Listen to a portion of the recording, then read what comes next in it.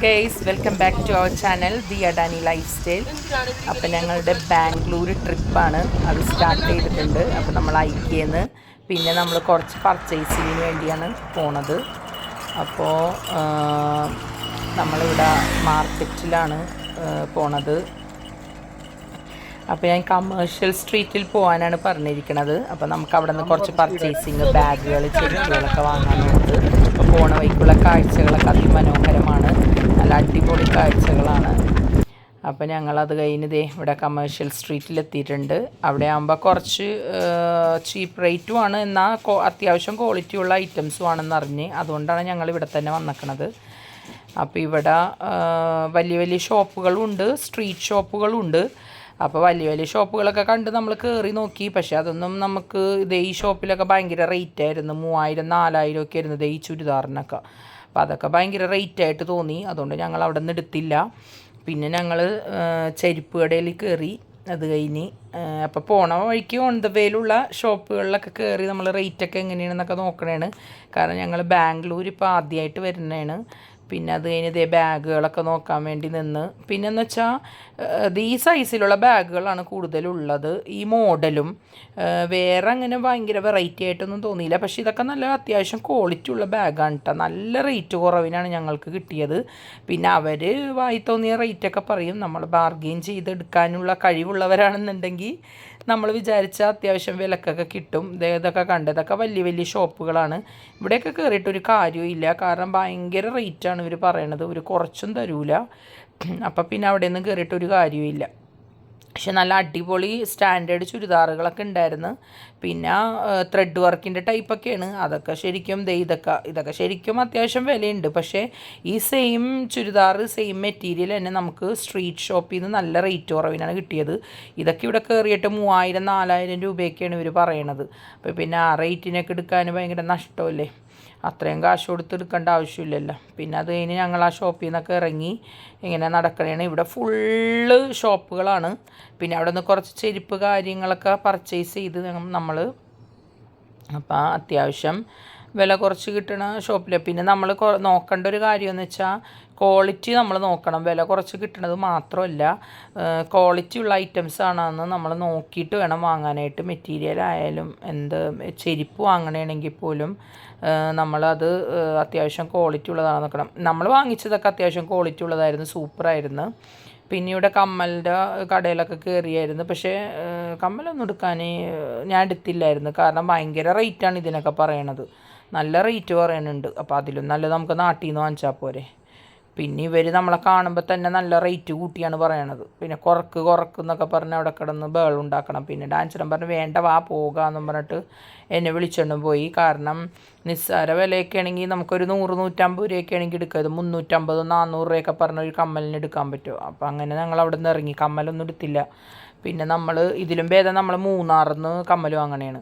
പിന്നെ ചെരുപ്പുകളൊക്കെ നല്ല റേറ്റ് കുറവുണ്ട്, 100-150-200 പല റേറ്റിൻ്റെ ചെരുപ്പുകളുണ്ട്.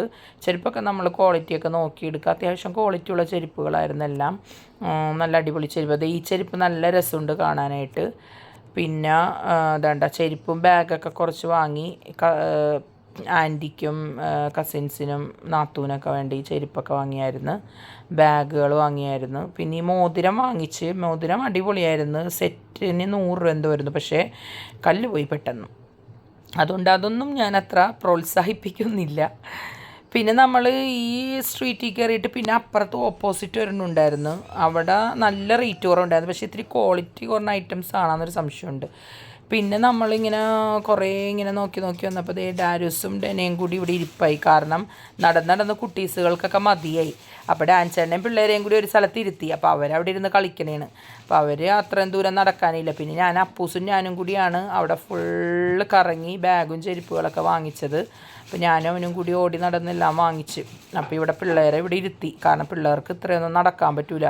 ഇങ്ങനെ കടൽ പോലെ ഷോപ്പുകൾ ഇങ്ങനെ കിടക്കണേണ്. സെയിം ഐറ്റംസൊക്കെ കുറച്ചൊക്കെ ഡിഫറൻസ് ഉണ്ട്. പിന്നെ ബാഗുകളൊക്കെ ഏകദേശം എല്ലാ ഷോപ്പുകളിലും സെയിം തന്നെയായിട്ട് തോന്നി. നല്ല റേറ്റ് കുറവുണ്ട്. അത് നമ്മൾ നോക്കിയും കണ്ടും ടൈം സ്പെൻഡ് ചെയ്തും വേണം എടുക്കാനായിട്ട്. നമുക്കൊരു 1 ഡേ ഉണ്ടായുള്ളൂ പർച്ചേസിന് വേണ്ടി. അപ്പോൾ അതുകൊണ്ട് നമ്മൾ വേഗം വേഗം പർച്ചേസ് ചെയ്യണമായിരുന്നു. അപ്പോൾ നമുക്ക് സാവകാശമൊന്നും ഉണ്ടായിരുന്നില്ല. ഞാൻ അവിടെ നിന്ന് ചുരിദാർ മെറ്റീരിയൽസൊക്കെ നോക്കിയിട്ടുണ്ടായിരുന്നു. പക്ഷെ അതൊക്കെ നമ്മൾ കുറച്ച് പൈസ കൂടുതൽ കൊടുത്താണ് വാങ്ങിച്ചോന്നൊരു സംശയമുണ്ട്. ഇവിടെ വന്നപ്പോൾ എല്ലാവരും പറഞ്ഞ് നല്ല വർക്കുള്ള ചുരിദാറായിരുന്നു. ഞാൻ എൻ്റെ മദറിന് വേണ്ടി 2 എനിക്ക് വേണ്ടി 1 എടുത്തായിരുന്നു. വർക്ക് സൂപ്പറായിരുന്നു, അടിപൊളി വർക്കുള്ള ചുരിദാറാണ്. മെറ്റീരിയൽ മറ്റേ ഇത് ത്രെഡ് വർക്കല്ല, സ്റ്റോൺ വർക്കായിരുന്നു. അതുകൊണ്ട് റേറ്റ് ഇത്തിരി കൂടുതലായിരുന്നു. പക്ഷേ കുറച്ചും കൂടി ഷോപ്പിലൊക്കെ കയറി ഇറങ്ങി നമുക്ക് കുറച്ചുകൂടി റേറ്റ് കുറച്ച് കിട്ടിയായിരുന്നേനെന്ന് തോന്നി. ശരിക്കും ഇവിടുത്തെ ഷോപ്പിൽ നമ്മുടെ ഇവിടെ കൊച്ചിയിൽ അതിലും നല്ല റേറ്റ് ഇരട്ടി വില കൊടുത്താണ് വാങ്ങണത്. പക്ഷെ എന്നാൽ പോലും അവിടെ ബാംഗ്ലൂർ ആയതുകൊണ്ട് കുറച്ചുകൂടി റേറ്റ് കുറച്ച് കിട്ടുമായിരുന്നു എന്ന് തോന്നി. അപ്പോൾ എന്തായാലും നെക്സ്റ്റ് ടൈം പോകണമെങ്കിൽ നമുക്ക് കാര്യങ്ങളൊക്കെ ഏകദേശം അറിയാൻ പറ്റും. ഇപ്പോൾ ഫസ്റ്റ് ടൈം ആയതുകൊണ്ട് ഭയങ്കര ഹറിബറി ആയിരുന്നു. എങ്ങനെയെങ്കിലും വിചാരിച്ച കാര്യങ്ങളൊക്കെ നടത്തി പോരണമെന്നായിരുന്നു. ഒരു ദിവസം ഫുള്ള് നമ്മൾ ഐക്യയിലായിരുന്നു. പിന്നെ അത് കഴിഞ്ഞ് സെക്കൻഡ് ഡേ ആണ് ഇങ്ങോട്ട് വന്നത്. അപ്പോൾ മാക്സിമം നമ്മൾ പറ്റാവുന്ന കാര്യങ്ങളൊക്കെ വാങ്ങിച്ചു. പിന്നെ അത് കഴിഞ്ഞ് ഇപ്പോൾ വിശന്ന് ഫുഡ് കഴിക്കാനൊക്കെ കയറി. അപ്പോൾ നമ്മളുടെ ഒരു 2-3 ഡേയ്സിനുള്ളിൽ നമുക്ക് കാര്യങ്ങളെല്ലാം കവറപ്പ് ചെയ്യണം. മെയിനായിട്ട് ഞാൻ പോയത് ഐക്യയിൽ പോകാനായിട്ടായിരുന്നു. ഐക്യയിലെ വീഡിയോ നിങ്ങൾ കണ്ടിട്ടുണ്ടാവും എന്ന് വിചാരിക്കുന്നു. അപ്പോൾ അവിടെ നിന്ന് ഒരുപാട് പർച്ചേസും കാര്യങ്ങളുണ്ടായി. അപ്പോൾ ഇവിടെ നിന്ന് അതുകൊണ്ട് അത്യാവശ്യം ബാഗും ചെരുപ്പും കുറച്ച് ഡ്രസ്സുകൾ കാര്യങ്ങളൊക്കെ എടുത്തായിരുന്നിട്ട് ഇതിൻ്റെ ഇടയിൽ കൂടി നമ്മൾ ആ മാക്സിമം കിട്ടിയ ടൈം നന്നായിട്ട് യൂട്ടിലൈസ് ചെയ്ത് ഞാൻ വിചാരിച്ച എല്ലാ കാര്യങ്ങളും നടന്ന്. പിന്നെ ഞാൻ ആഗ്രഹിച്ചൊരു ഡെസ്റ്റിനേഷനായിരുന്നു ബാംഗ്ലൂർ. നമുക്കിവിടെ നിന്ന് കൊച്ചിയിൽ നിന്ന് പോകാനായിട്ട് ശരിക്കും ഒരു 12-13 hours യാത്രയുണ്ട്. ശരിക്കും അതിൽ കൂടുതലായി നമ്മൾ ബാംഗ്ലൂരിലോട്ട് എത്താനായിട്ട്. ബാംഗ്ലൂരിൽ നിന്ന് പിന്നെ ഐക്യയിലോട്ട് എത്താൻ ഒരു 4-5 മണിക്കൂർ എന്ന് പറഞ്ഞിട്ട് ഇപ്പം നമ്മളെത്തിയത് ശരിക്കും പറഞ്ഞാൽ ഉച്ചക്കായിരുന്നു. നല്ല ടൈം എടുത്ത്. ബാംഗ്ലൂർ അവിടെ എത്തിക്കഴിഞ്ഞാൽ പിന്നെ ഭയങ്കര ട്രാഫിക്കാണ്. ഇവിടെ നിന്ന് പോകുമ്പോൾ നല്ല റോഡായിരുന്നു ബാംഗ്ലൂരിൽ. പക്ഷേ അവിടെ എത്തിക്കഴിഞ്ഞപ്പോൾ നല്ല ട്രാഫിക് ഉണ്ടായിരുന്നു. അപ്പോൾ വിചാരിച്ച ടൈമിനത്. അപ്പോൾ എന്തായാലും നമ്മൾ വിചാരിച്ച എല്ലാ കാര്യങ്ങളും നടന്നു. ഞാൻ നല്ല ഹാപ്പി ആയിരുന്നു. എനിക്ക് ഭയങ്കര കുറേ നാളത്തെ എൻ്റെ ആഗ്രഹമായിരുന്നു ബാംഗ്ലൂർ ട്രിപ്പ് എന്ന് പറയുന്നത്. അപ്പോൾ എൻ്റെ ഹസ്ബൻഡ് എൻ്റെ കൂടെ നിന്ന് എന്നെ ആഗ്രഹിച്ച പ്ലേസിലോട്ട് എത്തിച്ചു. അപ്പോൾ വീഡിയോ വരാൻ കുറച്ച് ലേറ്റായി. കാരണം കുറച്ച് തിരക്കുകൾ കാര്യങ്ങൾ, പിള്ളേർക്ക് സ്കൂൾ പൂട്ടല്ലേ. അപ്പോൾ നമ്മളെപ്പോഴും വീഡിയോ എടുത്ത് നടന്നിട്ട് കാര്യമില്ലല്ലോ, അവരുടെ ഹാപ്പിയും കൂടി നോക്കണ്ടേ. അപ്പോൾ അതുകൊണ്ട് കുറേ കാര്യങ്ങളിൽ സീസൺ ടൈമായിരുന്നു ഷോപ്പിൽ. അപ്പോൾ എല്ലാം കഴിഞ്ഞ് ഒന്ന് ബിസിയൊക്കെ മാറിയിട്ട് വീഡിയോ ചെയ്യാമെന്നൊക്കെ പറഞ്ഞിരിക്കണമായിരുന്നു. അപ്പോൾ അതുകൊണ്ട് കുറച്ച് ലാഗായി. സ്കൂൾ കൂട്ടുമ്പോൾ നമ്മൾ അവർക്ക് വേണ്ടി കുറേ സ്പെൻഡ് ചെയ്യണമല്ലോ ടൈമൊക്കെ. അപ്പോൾ അവരുടെ സന്തോഷത്തിന് വേണ്ടി നിൽക്കണേണ് ഇപ്പം. പിന്നെയെന്ന് വെച്ചാൽ അപ്പൂസും +2 ആണ്. അപ്പോൾ അവൻ്റെ സ്കൂളിങ്ങൊക്കെ കഴിഞ്ഞു. സ്കൂൾ കാലഘട്ടം കഴിഞ്ഞ് ഇനി അവൻ കോളേജിലോട്ടുള്ളതാണ്. അപ്പോൾ അവൻ്റെ കാര്യങ്ങൾ അവനെയും കൂടി ഒന്ന് ഹാപ്പി ആക്കണം. അവനിത് കഴിഞ്ഞാൽ 1 year കോഴ്സിന് പോകണേന് ഹോസ്റ്റലിൽ.